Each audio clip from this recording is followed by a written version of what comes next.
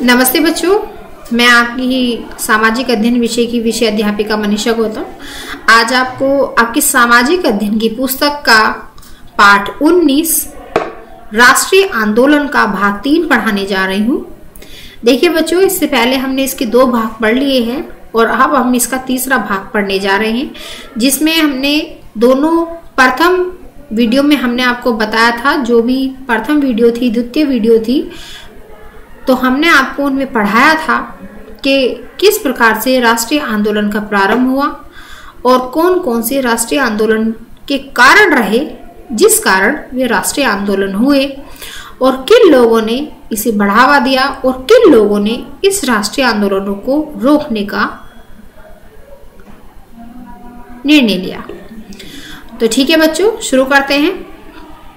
राष्ट्रीय आंदोलन का भाग 3। नरम पंथियों तथा चरम पंथियों के मध्य मतभेद। तो उस समय हमने आपको बताया था कि नरम पंथी एक दल था, एक समुदाय था नरम पंथी, और दूसरा था चरम पंथी। तो चरम पंथी जो थे वो उग्र नेताओं से संबंधित था और नरम पंथी जो थे वो हिंसा की प्रवृत्ति पर विश्वास नहीं करते थे, हिंसा नहीं अपनाना चाहते थे। वो अपनी बातों को ब्रिटिश सरकार के मध्य बहुत ही आराम से, बहुत ही समझ के साथ रखना चाहते थे। तो अब क्या हो चुका था, इनमें दोनों में मतभेद हो चुका था। नरम पंथियों तथा चरम पंथियों के मध्य स्वदेशी व बहिष्कार को लेकर मतभेद थे।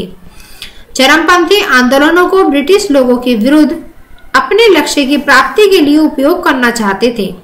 वहीं दूसरी तरफ नरमपंथी आंदोलनों को अंतिम उपाय के रूप में विशेष परिस्थिति में एक सीमित समयावधि के लिए विशेष उद्देश्य की पूर्ति हेतु उपयोग करना चाहते थे।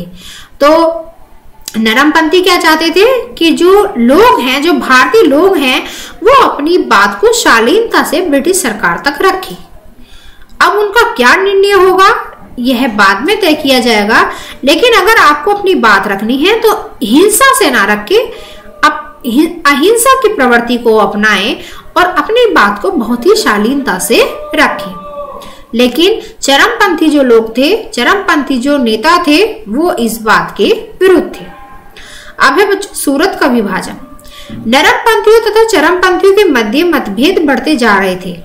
चरमपंथियों ने विदेशी माल का बहिष्कार करके स्वदेशी माल के उपयोग का समर्थन किया तथा सरकारी शैक्षिक संस्थानों के बहिष्कार की दृष्टि से शिक्षा की राष्ट्रीय योजना का प्रस्ताव रखा। वे यह भी चाहते थे कि कांग्रेस स्वराज को अपने अंतिम लक्ष्य के रूप में घोषित करे। हालांकि नरमपंथी ऐसे आक्रामक कदम उठाने के लिए तैयार नहीं थे जो उन्हें ब्रिटिश सरकार के साथ सीधे संघर्ष की स्थिति में ले आए। 1906 ईस्वी में हुए कांग्रेस सत्र में यह मतभेदता विवाद में परिवर्तित हो गई, किंतु दादा भाई नौरोजी ने इन दोनों दलों के मध्य उठे विवाद को शांत करने में सफल हुए। हालांकि 1907 ईस्वी में पूना में हुए कांग्रेस सत्र में इस विवाद को टाला नहीं जा सका, क्योंकि नरमपंथियों की संख्या अधिक थी। परिणामतः चरमपंथियों ने कांग्रेस को छोड़ दिया। चरमपंथी जनता के मध्य लोकप्रिय थे, इसलिए ब्रिटिश सरकार सचेत हो गई तथा उसने उनके विरुद्ध दमनात्मक उपाय अपनाए। लाला लाजपत राय को गिरफ्तार कर लिया गया तथा उन्हें बर्मा निर्वासित कर दिया गया। बिपिन चंद्र पाल को भी गिरफ्तार कर लिया गया तथा उन्हें 6 माह के लिए कैद दे दी गई। बाल गंगाधर तिलक को भी गिरफ्तार कर लिया गया तथा उन्हें 6 वर्षों के लिए बर्मा निर्वासित कर दिया गया। किंतु ये दमनात्मक उपाय लोगों की भावनाओं को कुचलने में असफल रहे तथा लोगों ने प्रदर्शन, हड़ताल तथा जुलूस के साथ अपनी प्रतिक्रियाएं प्रकट की। तो इस पैराग्राफ में बच्चों क्या बताया गया है? इस पैराग्राफ में बताया गया है कि जो नरम और चरमपंथी थे, उनमें से जो चरमपंथी थे वो बहुत ही उग्र नेता थे। कौन थे वो? लाला लाजपत राय, जिन्हें हम लाल बालपाल के नाम से भी जानते हैं। लाल से मतलब है लाला लाजपत राय, बाल से मतलब है बाल गंगाधर तिलक और पाल से मतलब है विपिन चंद्र पाल। तो ये एक ऐसे नेता हुए हैं जो चरमपंथी से संबंधित थे। अब इन्होंने क्या किया? इन्होंने लोगों को जागृत करना शुरू कर दिया कि भाई ये जो ब्रिटिश सरकार है ये हमारा आर्थिक शोषण कर रही है। क्यों कर रही है? क्योंकि तुम विदेशी चीजों का उपयोग कर रहे हो। विदेशी चीजों का तुम्हें त्याग कर देना चाहिए और स्वदेशी चीजों को, यानी कि जो हमारे देश में चीजें बन रही हैं उसी का हमें उपयोग करना चाहिए और विदेशी चीजों का बहिष्कार कर देना चाहिए। अब यह सब देखकर ब्रिटिश सरकार जो थी वो हरकत में आ गई थी और उन्होंने क्या किया, उन्होंने इन जो नेता थे इनको जेलों में बंद कर दिया, जिससे क्या हुआ, लोग भड़क गए, लोगों ने प्रदर्शन करना शुरू कर दिया, हड़ताल करनी शुरू कर दी और जुलूस निकालना शुरू कर दिया, अपना क्रोध प्रकट करना शुरू कर दिया। अब है बच्चों मुस्लिम लीग की स्थापना। भारत के मुख्य समुदाय हिंदू तथा मुस्लिम 1857 ईस्वी के विद्रोह में साथ साथ लड़े। ब्रिटिश प्रारंभ से ही मुस्लिमों के विरुद्ध थे, किंतु उन्होंने फूट डालो और राज करो की नीति का अनुसरण करते हुए मुस्लिमों का समर्थन किया ताकि हिंदू मुस्लिम की एकता को खंडित किया जा सके। तो देखें यहाँ पर ब्रिटिश सरकार कितनी होशियार थी कि इन्होंने क्या किया, इन्होंने फूट डालो और राज करो की नीति को अपनाया। इन्होंने जब देखा कि 1857 की क्रांति में हिंदू मुस्लिम एक हो गए हैं तो इन्होंने इन दोनों समुदायों के लोगों को तोड़ने का प्रयत्न किया। कैसे किया कि जो मुस्लिम लीग के लोग थे उनकी सभी शर्तों को ब्रिटिश सरकार ने मान लिया, जिससे हिंदू भड़क जाए और इनसे अपना नाता तोड़ दें। 1906 ईस्वी में आगा खान तथा नवाब सलीमुल्लाह प्रतिनिधि के नेतृत्व में मुस्लिमों का एक प्रतिनिधि मंडल वायसराय लॉर्ड मिंटो से मिला। उन्होंने एक मुस्लिम संगठन की स्थापना की मांग की जो मुस्लिमों के लिए कार्य कर सके। यह मांग ब्रिटिश सरकार के मंतव्य के पक्ष में थी। इसके लिए ब्रिटिश सरकार ने कोई आपत्ति नहीं दिखाई। इस प्रकार 1906 ईस्वी में मुस्लिम लीग की स्थापना हो गई। वो ब्रिटिश सरकार ऐतराज क्यों करती? क्योंकि जैसा ब्रिटिश सरकार चाह रही थी हो बिल्कुल वैसा ही रहा था। उन्होंने हिंदू मुस्लिमों को तोड़ने के लिए जो नीति अपनाई थी उसमें से वो अपना पहला कदम उठा चुके थे और वैसा ही हो रहा था जैसे ब्रिटिश सरकार चाहती थी। मुस्लिमों ने अपनी एक मुस्लिम लीग की स्थापना करने की मांग की जो तुरंत ही ब्रिटिश सरकार ने मान ली। मुस्लिम लीग के उद्देश्य ब्रिटिश सरकार के प्रति मुस्लिमों की निष्ठा को बढ़ाना, मुस्लिमों के अधिकारों व हितों की रक्षा करना, मुस्लिमों के लिए विशेष छूट की मांग, मुस्लिमों के लिए प्रथम प्रांत की मांग, मुस्लिमों की को राष्ट्रीय आंदोलन से दूर रखना आदि थे। उनके मुस्लिम लोग मुस्लिम लीग में सम्मिलित हो गए, किंतु इस धर्म के बहुत से लोग कांग्रेस के प्रति वफादार थे, जैसे अब्दुल कलाम आजाद, हकीम अजमल खान, मोहम्मद अली, मजरूल हक आदि। तो इसमें क्या हुआ था, ये मुस्लिम लोग जो थे ये एक ऐसे लीग की स्थापना करना चाहते थे, एक ऐसे मुस्लिम लीग की स्थापना करना चाहते थे जो ब्रिटिश सरकार तक आम मुस्लिमों की बातों तक पहुंचा सके, उनके लिए लड़ सके, उनके हक में बोल सके। इसलिए वो एक लीग की स्थापना करना चाहते थे। अब है बच्चों मार्ले मिंटो सुधार। फूट डालो और राज करो की नीति को आगे बढ़ाते हुए 1909 ईस्वी में ब्रिटिश सरकार ने भारतीय राष्ट्रीय अधिनियम पारित किया। यह अधिनियम मार्ले मिंटो सुधार के नाम से प्रसिद्ध है। लॉर्ड मिंटो भारत के वायसराय थे, जबकि लॉर्ड मार्ले भारत के राज्य सचिव थे। इस अधिनियम के महत्वपूर्ण प्रावधान निम्न थे। आगे चलते हैं बच्चों।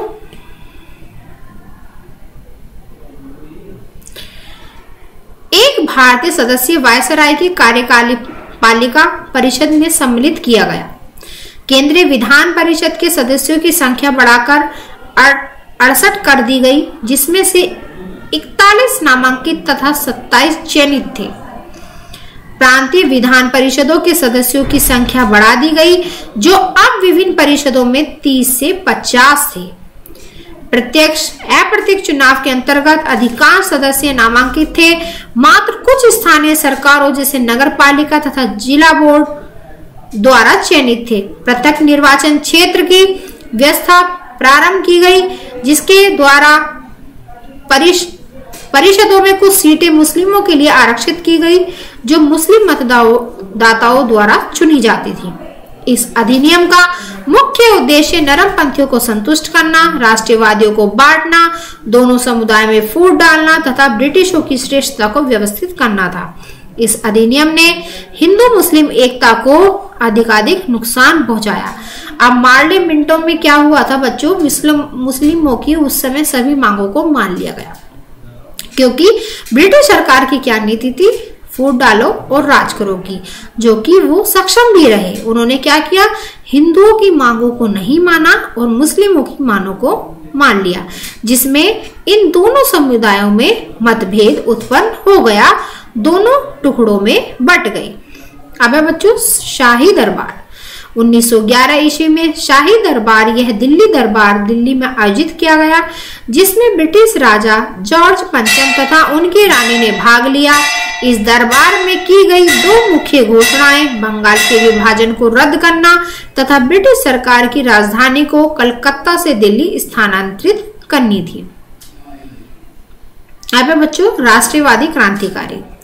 ब्रिटिशों की प्रतिक्रिया नीति ने भारत के युवाओं को ब्रिटिश के प्रति घृणा से भर दिया। बहुत से युवाओं ने स्वतंत्रता पाने के लिए हिंसा का मार्ग अपना लिया। वे इस बात से सहमत हो गए कि याचिका तथा प्रदर्शन ब्रिटिशों को भारत से खदेड़ने के लिए पर्याप्त नहीं है। ऐसे लोग क्रांतिकारी कहलाए। इन क्रांतिकारियों के क्रियाकलापों के केंद्र पंजाब, महाराष्ट्र तथा बंगाल थे। देखिए बच्चों, इस समय क्या हुआ था, उस समय उन्होंने भारत में रहने वाले जो नागरिक थे वो समझ गए थे कि अपनी बातों को किसी भी तरह से ब्रिटिश सरकार के सामने रख दो, लेकिन ब्रिटिश सरकार हमारे हित में बोलने वाली नहीं है।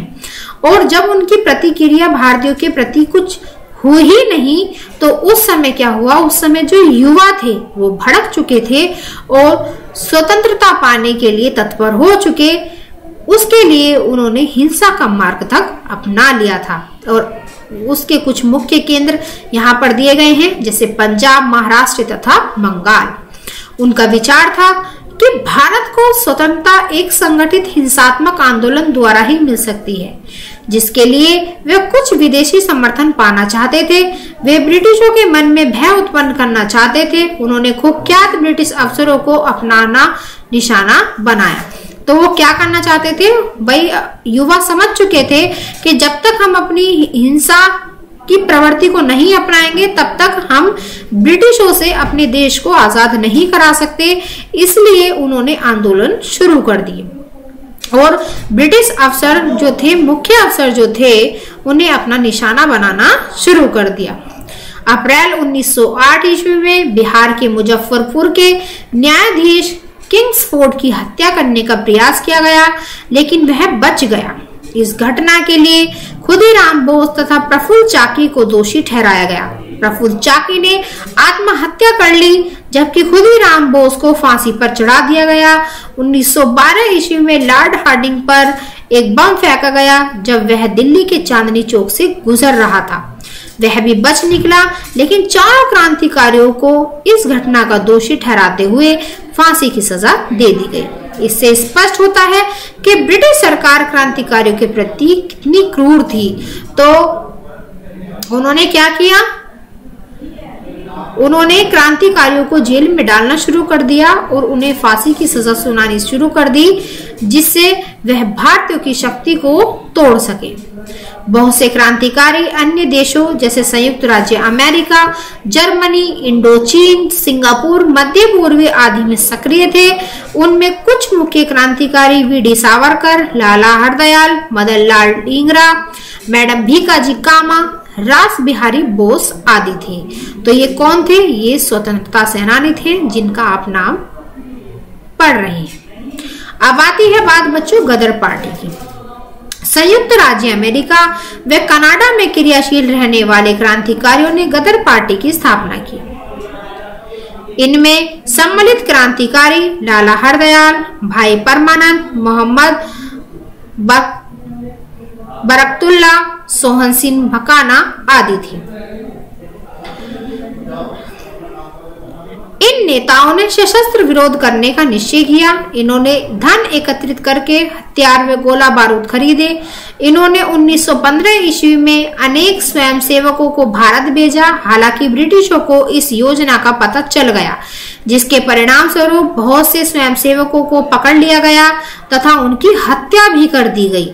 तो ब्रिटिश को क्या पता लग गई थी कि भारतीय नागरिकों में से कुछ ने अपना एक संगठन बना लिया है जो क्या है, गुप्त तरीकों से उन पर वार कर रहा है और गुप्त तरीकों से नीति चला रहा है। तो ऐसे में उन्होंने क्या किया था, ऐसे में उन्होंने जो गुप्त संगठन थे उन्हें पकड़ना शुरू कर दिया और उन्हें जेलों में बंद करना शुरू कर दिया। अब है बच्चों प्रथम विश्व युद्ध।